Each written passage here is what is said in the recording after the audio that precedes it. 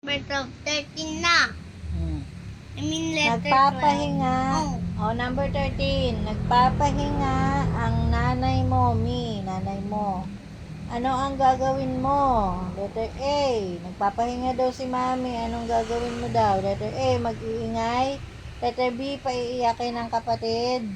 Letter C. Lilipat ng paglalaruan. I'm sleeping. I'm pahinga. What will you do? Lipat ng play. Anong letter yon? C. Sulat mo dyan. Bilisan mo na.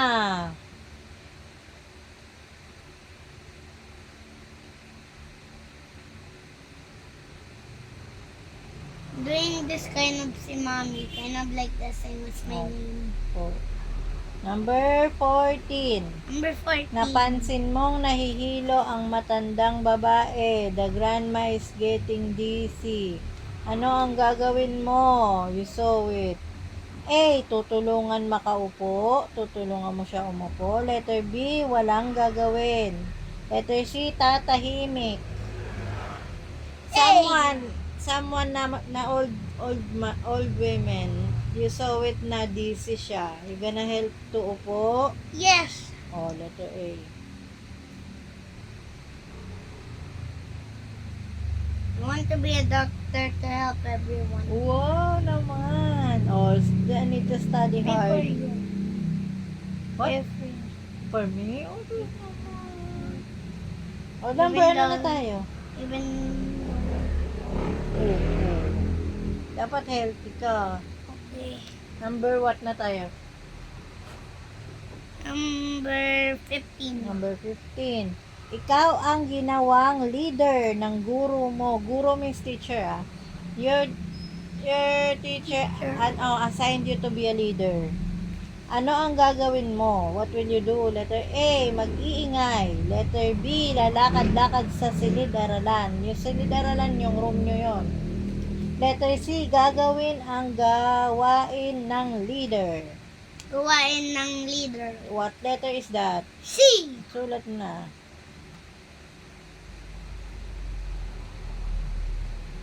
C. Number 16. 16. Nasa loob ka ng simbahan. You know simbahan? No. Church? Hindi mo alam simbahan? Oh. Tapos nakita mo ang kaibigan mo. You saw a friend. Ano ang gagawin mo? What will you do? Say hello. Wait lang. May choices po. Tatawagin ng malakas ang pangalan ng kaibigan. Letter B, sa labas ng simbahan, kakausapin ang kaibigan. Sa labas. Tapos letter C, kikibuin ang kaibigan kahit na nasa simbahan. Sa labas. Sulat mo dyan. Letter ano yun? B. Bakit sa labas mo siya ikakausap? Bawal sa inside. Ang galing Maingay. maingay. Good job pala yung bebe ko Kasi sa other people praying and you gonna disturb, di ba? Yes. Dapat sa outside. Very good. And number 17.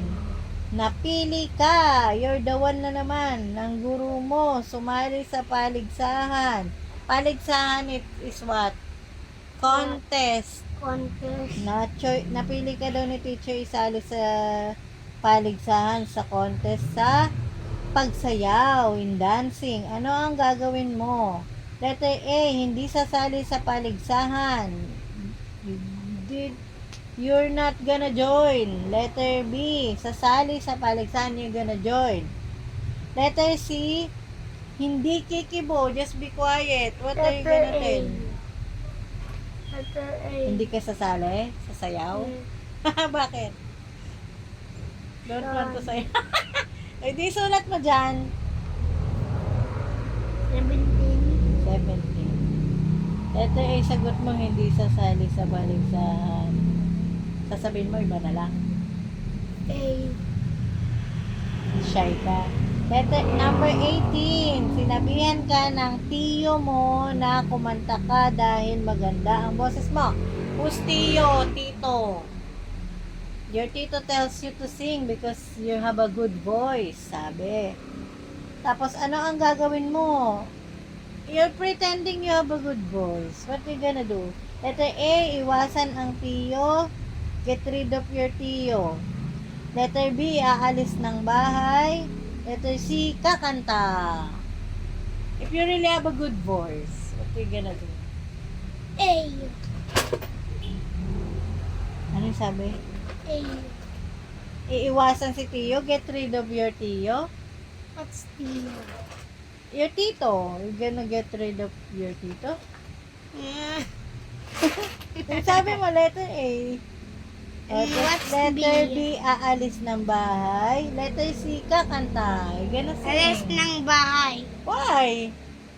What does that mean? Aalis na bahay. Get out sa house and go somewhere.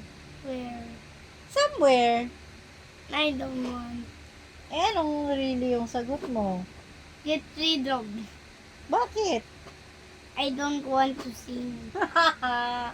Okay, sumagot ka dyan. Get rid. If you have a good voice, you gonna get rid pa rin si Tito. I don't like. Hindi, sulat mo na nang matapos na tayo. Okay, sagot mo. Sulat mo na. Is that kind of funny, mommy? Ewan ko sa'yo kung tama ba yun o mali. 19. May pinapagawa ang guro ninyo at, guro means teacher may pinapagawa daw si teacher. At kailangan matapos yun, ano ang gagawin mo? Letter A, ipagagawa sa katabi. Letter B, tatapusin ang gawain. Letter C, bukas na lang gagawin.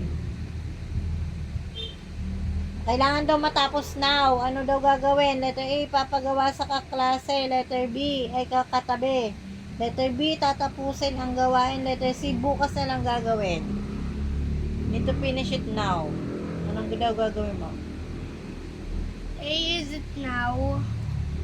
Hindi ka naman nakikinig. Ang sabi, may pinapagawa ang guro ninyo. Si teacher may pinapagawa. At kailangan matapos na ngayon. Ano ang gagawin mo? Letter A, ipapagawa sa katabi. Letter B, tatapusin ang gawain. Letter C, bukas na lang gagawin. Letter B. Gawain. Tatapusin ang gawain. Natural, ngayon nga kailangan tapusin mo. Yes. B. Number 20 na last 19. na. 19. May sagot ka na 20 na tayo.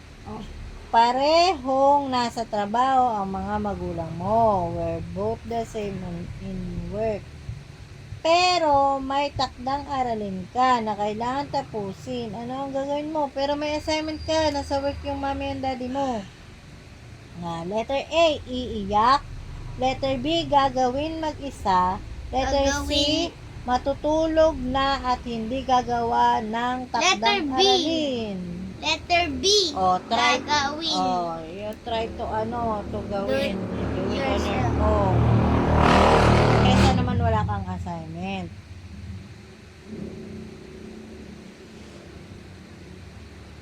Mommy, You Dad. think you're correct?